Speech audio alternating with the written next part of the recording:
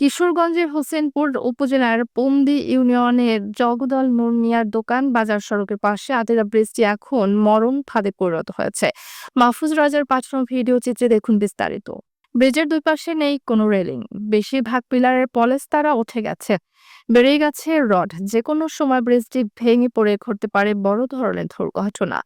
যান চলাচলের বিকল্প কোনো রাস্তা না থাকায় ঝুঁকিপূর্ণ এই ব্রিজটি দিয়েই প্রতিদিন যাতায়াত করেন ৫টি গ্রামের মানুষ এবং স্কুল কলেজ পড়ুয়া শত শত কোমলমতি শিক্ষার্থীরা।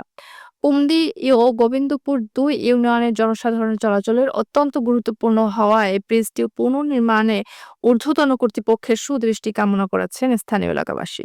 স্থানীয় শামসুল আলম পারভেজ ও মোশাররফ জানান, অনেক কাঁচামাল ব্যবসায়ী ও শিক্ষার্থীরা সাইকেলে করে ব্রিজের উপর দিয়ে প্রতিদিন জীবনের ঝুঁকি নিয়ে ভয়ে পারাপার হতে হচ্ছে। তাছাড়াও এই ব্রিজের উপর দিয়ে কোমলমতি ছেলে মেয়েদেরকে স্কুলে পাঠিয়ে অভিভাবকরাও থাকেন আতঙ্কে। তাই জনস্বার্থে ব্রিজটি নির্মাণ করা অতি জরুরি। উপজেলা সহকারী প্রকৌশলী আব্দুল হক জানান, আদিরা ব্রিজ পুনর্নির্মাণের জন্য ঊর্ধ্বতন কর্তৃপক্ষের নিকট বরাদ্দ চাওয়া হয়েছে। আশা করছি অচিরেই এই ব্রিজটি পুনর্নির্মাণের কাজ শুরু করতে পারবে।